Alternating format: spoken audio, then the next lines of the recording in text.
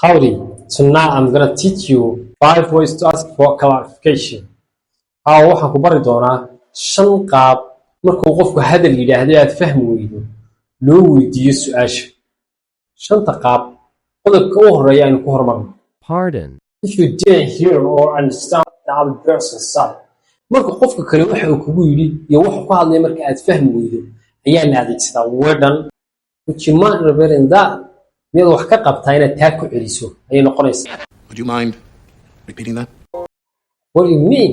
Dil yiraahdo waa maxaad ka wadaa maxaad uga jeedaa? What do you mean he just wasn't here? What do you mean, sir? What do you mean you gotta go home? I'm not sure I'll follow you. Anigu ma hubo. Marka ay qofku weydiinayso inuu hadalkii ugu soo celiyo aad fahmayso kale. I'm not sure I follow you, sir. I'm not sure I follow you. Would you explain? Hadii lagu yiraahdana waa ma sharixi kartaa? I mean, could you explain to me what the hell you were doing? Could you, explain, please? Colonel Smith, could you explain why you put those portholes there? Inta waxaan raacinayaa in yaroo dacayado ah dhanka hadii aad garanayso mid saaxiibkaaga ama mid saaxiibadaaya marka uu ku oranayo kala tusaale ama ay ku oranayso igu soo celi hadalka English ku oranaysa I don't understand please repeat waxaas ma jiraan waxa wala isla dhaafay iska abad garee inta yaraad loo ordiiso u sheegay take care